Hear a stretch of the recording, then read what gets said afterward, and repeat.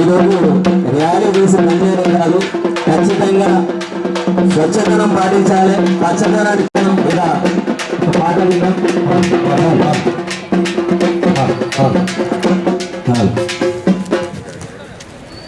పరిసరాలను శుభ్రం చేయ ప్రతినబూనుదాము,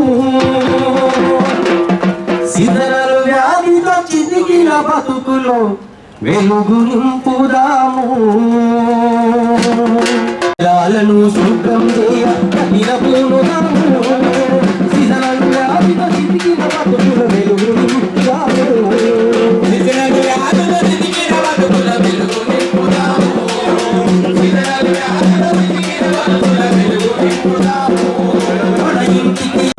ర్యాలీ వద్దకు రావాలండి దయచేసి.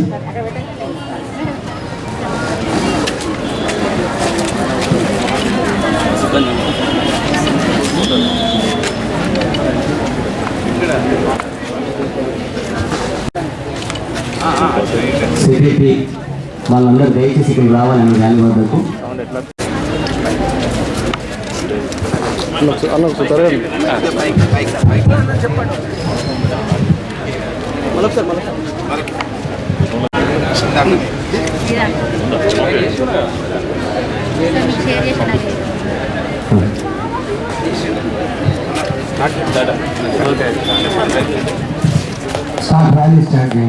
ఇక్కడ నుండి ఈ కార్యక్రమానికి ఇచ్చేసినటువంటి ప్రతి ఒక్కరికి పేరు పేరున ధన్యవాదాలు తెలియజేసుకుంటూ ఈ ర్యాలీని ఇలాగే మినీ స్టేడియం వరకు. ఇప్పుడు మన కుల చైర్పర్సన్ గారు అడవాల జ్యోతి గారిని మరి సందేశం ఇచ్చి మమ్మల్ని అందరినీ ఉత్సాహపరచాలని కోరుతా ఉన్నాము. ఈ యొక్క ప్రణాళికలో అందరూ కూడా భాగస్వామ్యం కావడానికి మీ వంతు మరి మీ యొక్క ఉపన్యాసంలో ఉండాలని కోరుకుంటున్నాం మేడం. Thank you.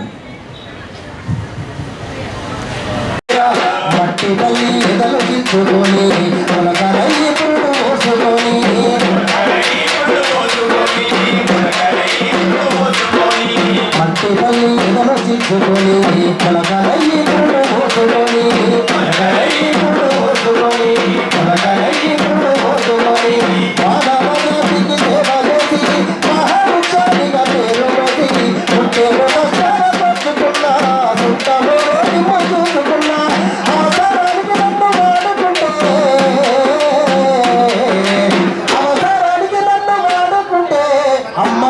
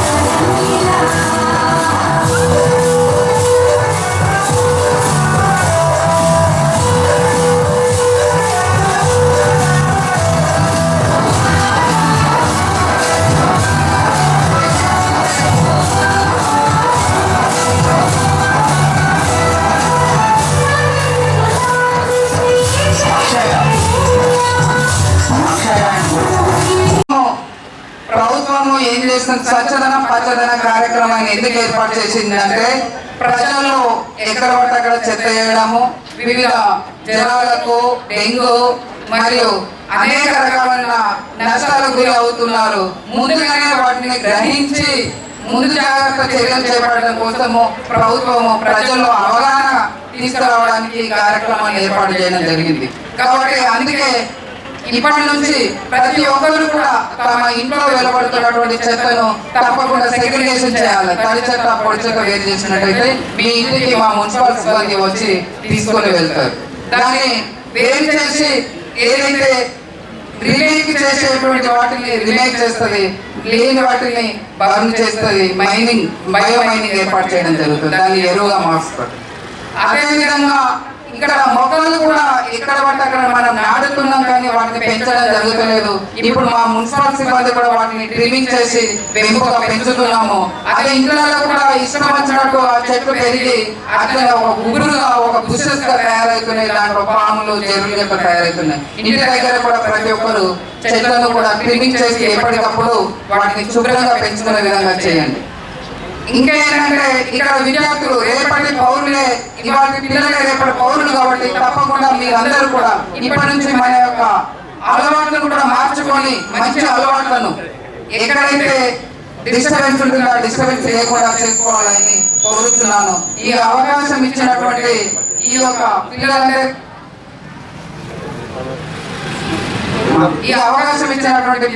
కూడా నా యొక్క నమస్కారాలు. Thank you very much. తెలియజేస్తూ మరి స్వచ్ఛదనం పచ్చదనం ఈ కార్యక్రమం ఈ రోజు నుండి శుక్రవారం వరకు జరగనుంది కాబట్టి ప్రతి ఒక్కరూ మన జగిత్యాల పట్టణాన్ని ఎంత స్వచ్ఛంగా ఉంచుకోవాలనేది అది మనందరి చేతిలోనే ఉంటుంది. మార్పు అనేది మనతోనే మొదలవ్వాలి. మరి స్వచ్ఛదనంలోనే మొదలు పెడతాం. ఇప్పుడు ఈ స్వచ్ఛదనానికి ముఖ్యంగా మా మున్సిపల్ కార్మిక సిబ్బంది చాలా గొప్ప పాత్ర పోషిస్తారు కాబట్టి వాళ్ళ కోసం ఈ రోజు నేను మాట్లాడాలని అనుకుంటున్నాను. ఈ రోజు ఈ పట్టణం ఇంత స్వచ్ఛందంగా ఉంది, ఇంత గ్రీన్ గా క్లీన్ గా ఉంది అంటే దానికి కారణం మా మున్సిపల్ కార్మికులు. వాళ్ళే లేకపోతే ఈ రోజు ఈ జగిత్యాల ఇంత అందంగా ఉండేదే కాదు.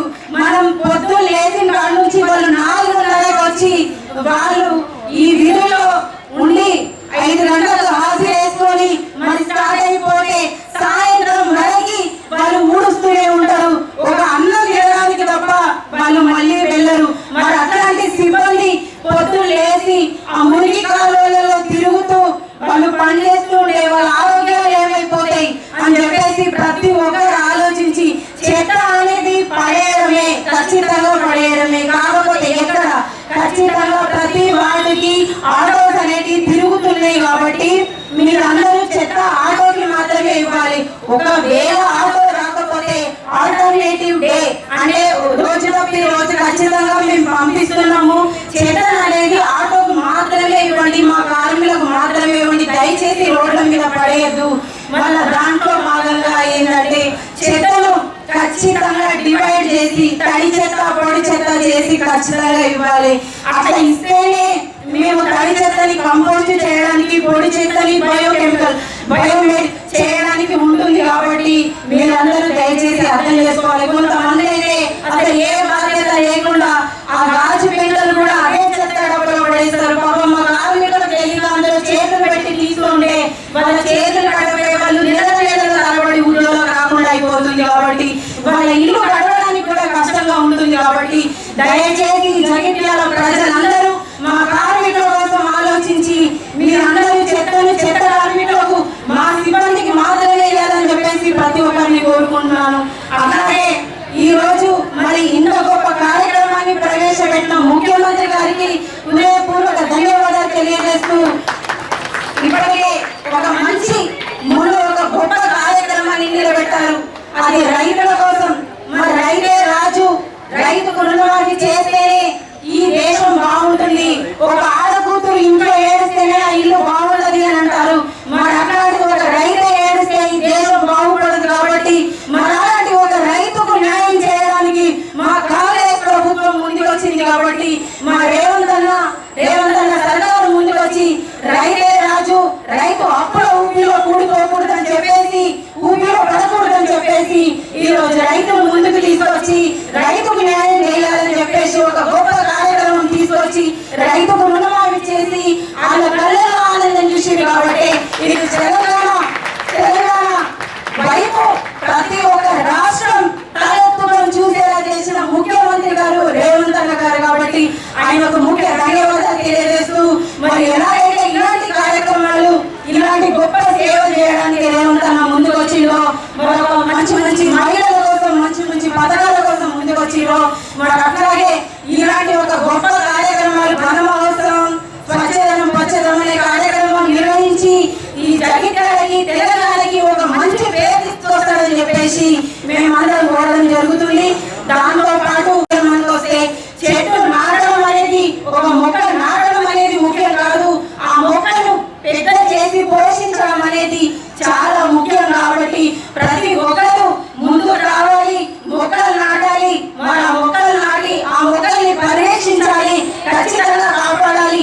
లేకపోతే ఈ భవిష్యత్తు ఈ రోజు మేము బాగానే ఉన్నాం కానీ మీ భవిష్యత్తు బాగుండదు. ఎందుకంటే ఏనాడో మనం బుక్కులలో చదువుకున్నాం అశోకుడు చెట్లు నాటేవాడట అని చెప్పేసి, ఇంకా 20 సంవత్సరాల తర్వాత 2024లో చెట్లు నాటేవాళ్ళట అని చెప్పేసి అని మనం చెప్పుకోవాల్సి వస్తుంది ఇంకో ఫ్యూచర్ జనరేషన్ లో.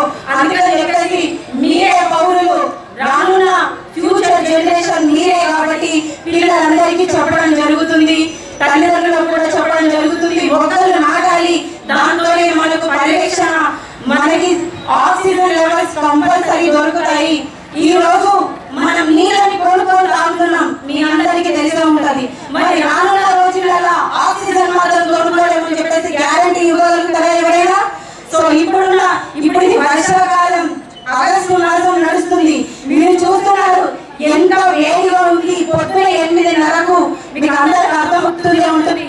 గ్లోబల్ వార్మింగ్ అనే ఇది ఏదైతే వచ్చిందో మీరు దయచేసి అందరూ చెట్లు నాటాలి, అన్నింటినీ కాపాడుకోవాలి. ఒకవేళ అవి పెరిగి ఎక్కువ తక్కువ పెరిగితే కొంచెం ట్రిమ్మింగ్ చేసుకోవాలి తప్ప చెట్లుని నరకడం మాత్రం కరెక్ట్ కాదు. ప్రతి ఒక్క ఇంటి ముంగడ ఆకులు పడుతున్నాయి, చెత్త అవుతుందని చెప్పేసి చెట్లు నరికేసుకుంటున్నారు, అది తప్పు. మనం ఎలాగైతే మార్గాలు మన బిడ్డలు మోసి పెంచుతామో అట్లాగే ఆ చెట్టును కూడా మొక్క పెట్టుబడి ఎంత సంతోషంగా ఉంటామో అది వృక్షం అయిన తర్వాత కూడా అంతే సంతోషంగా ఉంటాం. అది నరికినప్పుడు ఎంత బాధ ఉండాలి మనందరికీ. సో దయచేసి అందరూ ఎవరు కూడా చెట్లని నరకొద్దని చెప్పేసి తీసేయవద్దని చెప్పేసి ప్రతి ఒక్కరిని కోరుకుంటున్నాను. మరి ప్రతి ఒక్కరు ఇంట్లో నుంచి బయటికి వచ్చి మొక్కలు నాటాలి, అవన్నిటిని మీరే సంరక్షించాలి. మా మున్సిపల్ సిబ్బందితో పాటు మీరందరూ కూడా బయటకు వచ్చి మొక్కల్ని సంరక్షించాలని చెప్పేసి ప్రతి ఒక్కరిని కోరుకుంటున్నాను. మరి ఇలాంటి గొప్ప గొప్ప కార్యక్రమాలు ముఖ్యమంత్రి గారు మరెన్నో పెట్టాలి, మరెన్నో చేయాలి. ఈ జగిత్యాలని ఇంతకుముందు ఒక గ్రీన్ సిటీ, క్లీన్ సిటీ అని చెప్పేసి ఒక అవార్డు రావడం జరిగింది. మరి ఇప్పుడు చాలా రోజుల నుంచి ఎలాంటి అవార్డు ఏం రాలేదు. కాబట్టి ఇప్పుడు కమిషనర్ గారు ఉన్నారు, చాలా ఫాస్ట్ గా ఉన్నారు, మంచిగా పనిచేస్తున్నారు. కాబట్టి మేము కూడా కోరుకునేది ఏంటి అంటే మీరందరూ తలుచుకుంటే మన జగిత్యాలకి ఒక green and clean city award తీసుకురావచ్చు.